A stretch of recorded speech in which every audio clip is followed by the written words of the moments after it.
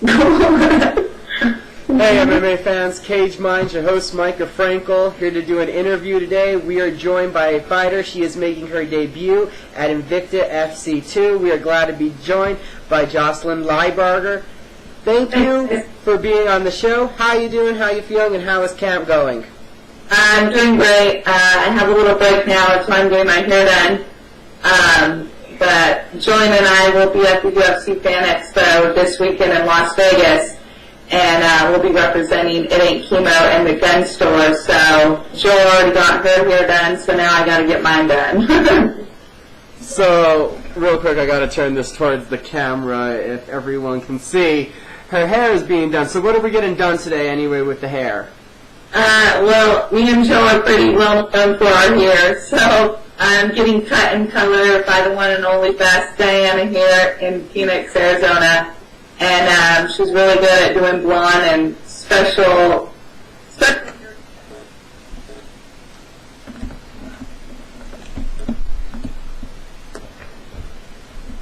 All right, so the hair's looking good. You're feeling good. How excited are you for the pro debut? I'm well, we're 3 weeks and 4 days out. 7-week camp is amazing. I train at the lab in Glendale, here in Glendale, Arizona.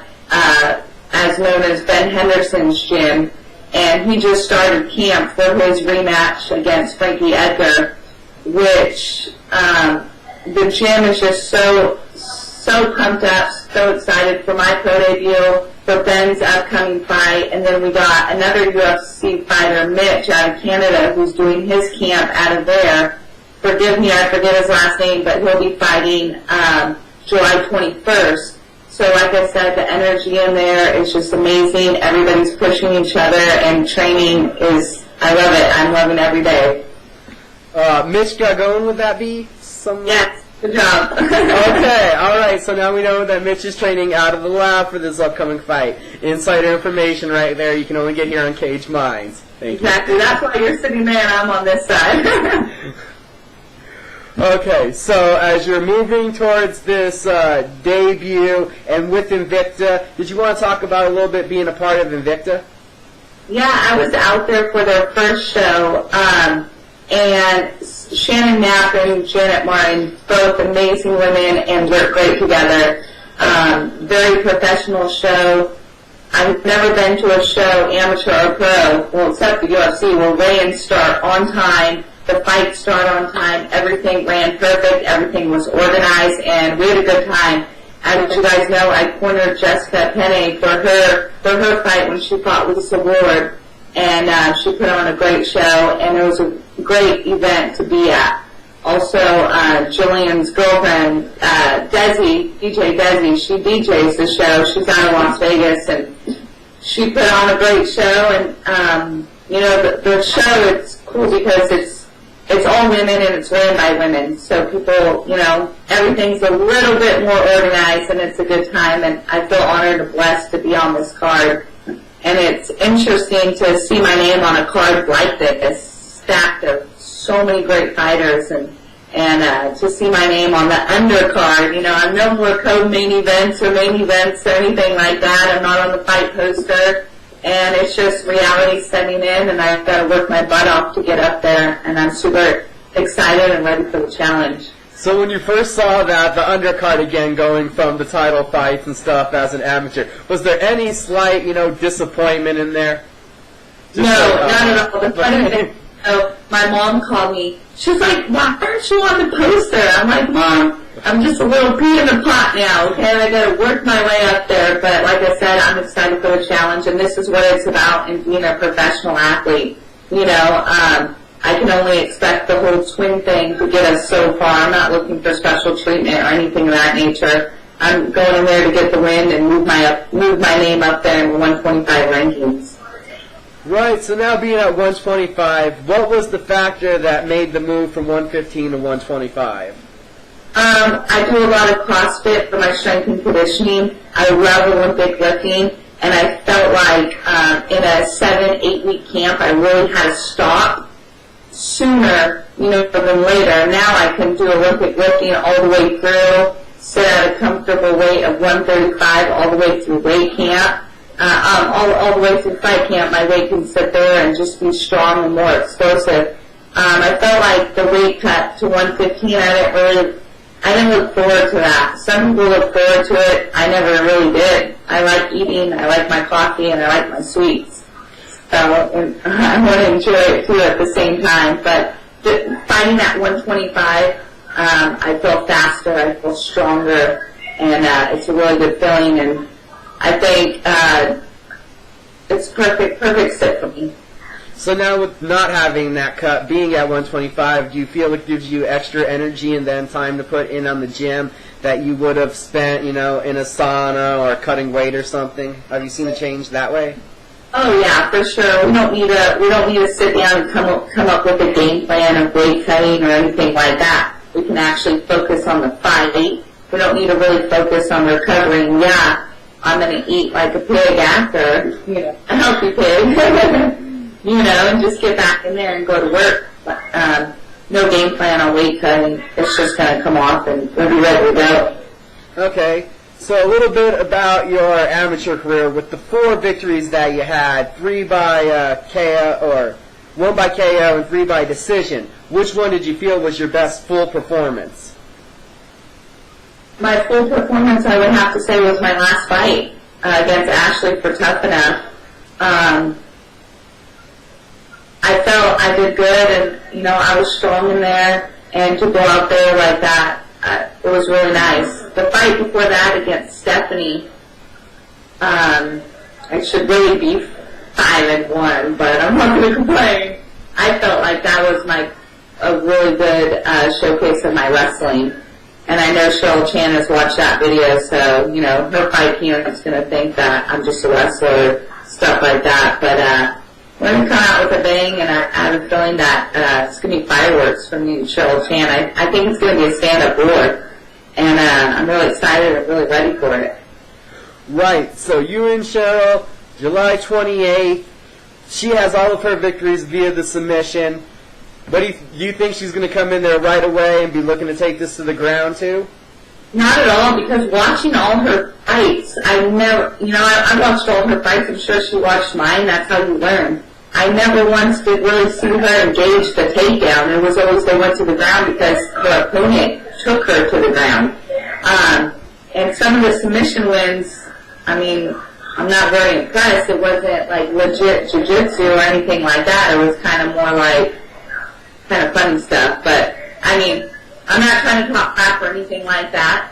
Out of all her fights, she hasn't fought anybody as tough as me. Maybe one, what was her name? I forget. One of her fights was a pretty tough fight, and like I said, she hasn't fought anybody with heart like me, or strength like me, or anybody who can punch like me. But I'm not scared of her jiu-jitsu or anything like that. I've been working my jiu-jitsu with John Crouch, one of the best guys in the game. Working my wrestling, with one of the best wrestlers in the game, Ben Henderson himself. So I'm super excited. I'm ready for anywhere. If we're going to box, if we're going to stand out in Muay Thai, wrestle, jiu-jitsu, wherever she wants to go, we're ready. We look forward to seeing that all-around battle. So for you, as a female mixed martial artist, what does that mean to you to be a role model? One of these first wave of really getting the attention with Invicta and for the girls and for the WMMA? Like I said, I'm very honored. I love it. I love getting tweets and Facebooks for other girls who are looking up to me and saying their dreams to fight in Invicta now, which I knew that's Janet and Shannon's goal is for the amateurs now to say, hey, instead of saying I want to fight in Strikeforce, I want to fight for Invicta Fighting Championship. I feel really blessed, and I just want to continue to show forth the hard work that you have to put in to get to that level, and just show everybody, all the men and women, all the fans out there that we're out here putting hard work in, and we're going to show that the women can get it done in and outside of the cage. Right, the first show was very entertaining. Like you said, the war that Jessica and Lisa put on in the co-main event, that was an amazing battle with back and forth transitions. They had both done interviews and promised the war and delivered. I'm sure all you girls are going to deliver But on your game, where do you feel is your biggest strengths and weaknesses that you need to work on? I would say my biggest strength is both. It's my wrestling and my Muay Thai. I have a great Muay Thai coach, Adam, at the lab, and I love my stand-up. I can't wait. I'll tell you one thing. I cannot wait to throw elbows. I've been super excited to land an elbow on her, and I'm going to. Super excited about that. As far as my weaknesses, I don't have any, so. Not too overconfident, are we now? None we're going to talk about. Oh, okay, all right. Just asking. My weaknesses, I'm getting better and better at them every day because you've got to train your weaknesses to get better at them, and that's what we're doing. So, with you and your sister being twins, has anyone that you've seen out around town, you're going to face someone and they throw a stare down to the wrong sister? Has that ever happened yet? All the time. All the time. You're like, it's not me! It just happened. It was funny. It happened with me and Ashley at the Tough Enough weigh-ins. Me and her were standing by each other and getting ready to see the doctor. And she looked at me. She's like, "Am I fighting you or your sister that just went to the bathroom?" I'm like, "You're fighting me." And she's like, "Oh, okay. Hey, what's up?" We gave each other a hug and stuff, chit-chat for a minute. But yeah, it happens all the time. It happens our whole life. And, that's just the fun part of being a twin. And being identical. Right. Okay, and then one thing that just hit me as we were talking about, you're out there in Arizona training, and you said the weight cutting, it wasn't the most fun thing. But isn't it kind of easier being in Arizona cutting weight? You walk outside and you have to lose like 3 pounds just on heat alone, right? Yes, if for my last fight against Ashley, we had to get about 4 pounds off, and that's what we did. At my CrossFit gym, we just had big garages. We opened them, and me and a few of my training partners, we all just went for a walk. And I was in my sauna suit, had my beanie on and everything, and we just went for a walk, about a 4-mile walk, and we were good to go. Oh, yeah, that's a hard weight cut right there. Wow. See, so that sounds like an advantage out there having the heat. Well, we're all looking forward to your pro debut. I got to thank you for the time for the interview. Make sure everyone watches Invicta FC 2 on July 28th. And now we'll give you some time. Shout out to your sponsors, training partners, whoever you wanted to thank that helped you get here and all that good stuff. Yeah, just a shout out to my team at the lab here in Glendale, Arizona. Thank you, boys, for pushing me hard every day and making me better. And also I want to thank Rue, who sponsored me, Respect Your Universe, who sponsored me and clothing me for this upcoming fight. And then also check out itaintchemo.com, www.itaintchemo.com. Jillian and I do a lot of charity work for our cancer warriors out there, so all of you just take a minute, check that out. Like I said, thank you so much for having me on today, and you guys got to see me get my hair done. Thanks so much for taking the time in your day to have a word with us. And everyone, like I said, watch Invicta July 28th, Jocelyn Lybarger. She is making her pro debut, and her family has their fingerprints all over Invicta, from cornering to fighting to even in the DJ booth. Check it all out. Invicta. This has been Caged Minds, uncaged lawyer within yourself. Thanks for watching.